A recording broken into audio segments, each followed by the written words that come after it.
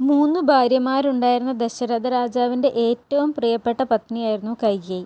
രാജാവിൻ്റെ പത്നിമാരിൽ സൗന്ദര്യവും ബുദ്ധിയും എല്ലാം കൈകേയിക്കായിരുന്നു കൂടുതൽ. ദശരഥൻ കൂടുതൽ സമയം കൈകേയിയോടൊപ്പമായിരുന്നു ചിലവഴിച്ചിരുന്നതും. എങ്കിലും ദശരഥ പത്നിമാർ ഏറ്റവും സ്നേഹത്തോടെയും സഹകരണത്തോടെയുമാണ് അവിടെ കഴിഞ്ഞിരുന്നത്. അവരുടെ 4 മക്കളും അങ്ങനെ തന്നെയായിരുന്നു. ദേവാസുര യുദ്ധത്തിൽ ദേവപക്ഷത്തെ സഹായിക്കാൻ പോയ ദശരഥ രാജാവിൻ്റെ രഥം തേർചക്രത്തിനു നടുവിലെ കീലമിളകി തകർന്നു വീഴുമെന്ന ഘട്ടമെത്തി. സ്വന്തം ചൂണ്ടാണി വിരൽ ശ്രദ്ധയോടെ ചേർത്ത് നിർത്തി രഥം തകരാതെ കാത്തത് ദശരഥൻ്റെ പ്രിയപത്നി കൈകേയിയായിരുന്നു. കൈവിരൽ ചതഞ്ഞ് രക്തമൊഴുകുമ്പോഴും വേദന കടിച്ചമർത്തി തളരാതെ നിലകൊണ്ട് കൈകേയി ധർമ്മപക്ഷത്തെ വിജയം ഉറപ്പാക്കി. യുദ്ധശേഷം കൈകേയിയുടെ ധീരതയും ത്യാഗവും കണ്ട ദശരഥൻ അതീവ സന്തോഷവും നന്ദിയും തോന്നി അവൾക്ക് 2 വരം നൽകുന്നു. അപ്പോൾ യാതൊരു ആവശ്യങ്ങളും ഇല്ലാതിരുന്ന കൈകേയി തനിക്ക് ആവശ്യമുള്ളപ്പോൾ ചോദിക്കാം എന്ന് പറയുന്നു. ജീവിതത്തിൻ്റെ നിർണായകമായൊരു ഘട്ടം വരുമ്പോൾ കൈകേയി ആ വരങ്ങൾ ഉപയോഗപ്പെടുത്തുന്നു. യുദ്ധവീരയായിരുന്നിട്ടും തോഴി മന്ദരയുടെ കുടിലതയിൽ ബുദ്ധിശൂന്യയായി പുത്രതുല്യനായ ശ്രീരാമനെ കാനനവാസത്തിന് അയക്കാൻ കാരണക്കാരിയാവുന്നു. ദശരഥ രാജാവിൻ്റെ പത്നിമാരിൽ ഏറ്റവും കഴിവുള്ളവളായിരുന്നിട്ടും തനിക്ക് തന്നോട് തന്നെയും തൻ്റെ മകനോടുമുള്ള അമിത സ്നേഹത്തിൻ്റെ സ്വാർത്ഥത നിമിത്തം കൈകേയി വിഡ്ഢിത്തം ചെയ്യുന്നു. തനിക്ക് കിട്ടിയ വരങ്ങൾ അവൾ ചോദിക്കുന്നു. 1. തൻ്റെ മകൻ ഭരതനെ രാജാവാക്കണം. 2. ശ്രീരാമനെ വനത്തിലയക്കണം. ഏതു വിധേനയും തൻ്റെ ശാഠ്യം നേടിയെടുക്കുന്ന കൈകേയിയുടെ പിന്നീടുള്ള അവസ്ഥ വളരെ ദയനീയമായിരുന്നു. അതുവരെ പ്രശംസകളും നല്ല വാക്കുകളും മാത്രം കേട്ട് ശീലിച്ച അവരുടെ കാതുകളിലേക്ക് ശാപവാക്കുകൾ പതിക്കാൻ തുടങ്ങി. രാമായണത്തിലെ ഒരു ദുരന്ത കഥാപാത്രമായി മാറുകയായിരുന്നു അവർ.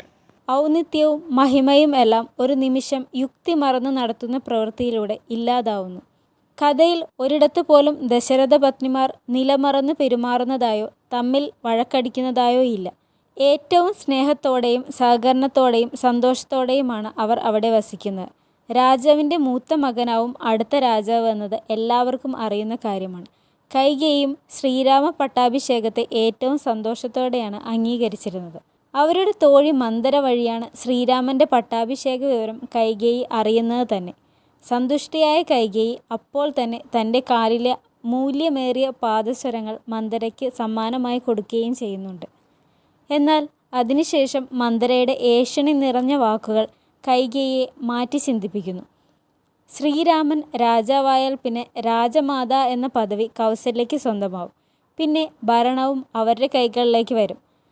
ദശരഥ രാജാവിൻ്റെ കാലം കഴിഞ്ഞാൽ ശ്രീരാമനും കൗസല്യയും കൂടി കൈകേയിയെയും ഭരതനെയും നാടുകടത്താനോ വധിക്കാനോ ഒക്കെ സാധ്യതയുണ്ട് എന്ന് പറയുന്ന മന്ദരയുടെ വാക്കുകൾ അതുവരെ നന്മ മാത്രം ചിന്തിക്കുകയും പറയുകയും ചെയ്തിരുന്ന കൈകേയിയെ മാറ്റി ചിന്തിപ്പിക്കുന്നു.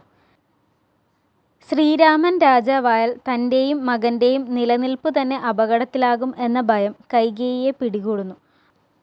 അവൾ എന്നോ മറന്നിരുന്ന തൻ്റെ വരങ്ങൾ ഓർമ്മിപ്പിക്കുന്നതും മന്ദര തന്നെയാണ്. മന്ദരയെപ്പോലുള്ള ദുഷ്ടജനങ്ങളുടെ സംസർഗം തിരിച്ചറിയാൻ കൈകേയിയെപ്പോലെ ബുദ്ധിയും ധൈര്യവുമുള്ള ഒരു സ്ത്രീക്ക് പോലും സാധിക്കാത്തത് എന്തുകൊണ്ടാവും? തീർച്ചയായും മന്ദരയുടെ വാക്കുകൾ കൈകേയിയുടെ തന്നെ ഉള്ളിൽ തന്നെ ഉണ്ടായിരുന്ന ഒരു സുരക്ഷിതത്വമില്ലായ്മ അല്ലെങ്കിൽ ഫീലിംഗ് ഓഫ് ഇൻസെക്യൂരിറ്റിയാണ് പുറത്തു കൊണ്ടുവന്നത്. നമ്മുടെ തന്നെ ചുറ്റുമുള്ള ആളുകളിൽ പലരിലും നമുക്കിത് കാണാവുന്നതാണ്. അതിൻ്റെ പേരിൽ അവർ പല അക്രമങ്ങളും കാണിച്ചു കൂട്ടുന്നതായി കാണാം. നമ്മുടെ തൊഴിലിടങ്ങളിൽ തന്നെ പുതുതായി ഒരാൾ കടന്നു വന്നാൽ അവരെ സംശയദൃഷ്ടിയോടെ നോക്കുന്ന ആളുകളെ കാണാം. ഇയാൾ എങ്ങനെയുള്ള ആളാവും? ഇയാൾ നമ്മളെ ഉപദ്രവിക്കുമോ? നമുക്ക് പാരയാകുമോ? എന്നൊക്കെ ഒരു കാരണവുമില്ലാതെ സംശയിക്കുന്നവരുണ്ട്. അവരുടെ എല്ലാം പ്രധാന പ്രശ്നം തന്നെ ഫീലിംഗ് ഓഫ് ഇൻസെക്യൂരിറ്റിയാണ്. അതിൻ്റെ ആവശ്യമില്ല. ചുറ്റുമുള്ള എല്ലാവരോടും എല്ലാത്തിനോടും സൗഹൃദത്തോടെയും സമഭാവനയോടെയും കാണാൻ ഒരു മനസ്സുണ്ടായാൽ മാത്രം മതി. നമ്മൾ നമ്മുടെ കർമ്മം കൃത്യമായി ചെയ്ത് മറ്റുള്ള ആളുകളുടെ കുറ്റവും കുറവും കണ്ടുപിടിച്ച് പറഞ്ഞു നടന്ന് ആരെയും ഉപദ്രവിക്കാതിരുന്നാൽ മതി. നമുക്ക് നല്ലതേ വരൂ. നല്ലത് മാത്രം ചിന്തിക്കുകയും പ്രവർത്തിക്കുകയും ചെയ്താൽ നന്മ വരും.